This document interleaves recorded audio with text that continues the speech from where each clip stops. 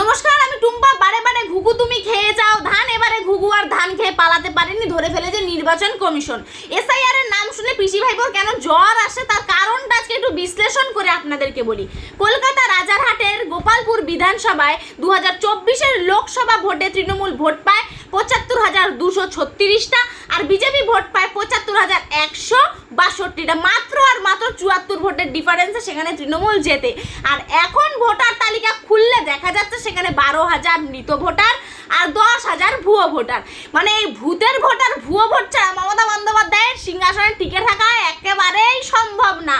এই ভুয়ো আর ভূতের ভোটারকে দুদিক দিয়ে এভাবে টেনে দিলে না মমতা বন্দ্যোপাধ্যায় ধাপাস করে এমনিতেই পড়ে যাবে। এখন আমার প্রশ্নটা সেই সমস্ত বড় বড় বুদ্ধিজীবী বাতেলা দেওয়া বাঙালিদের কাছে, আপনারা এই নমুনা এই নাটক নঙ্গ দেখার পরে এখন কিসের উপর বেস করে বড় বড় বাতেলাগুলো দেবেন?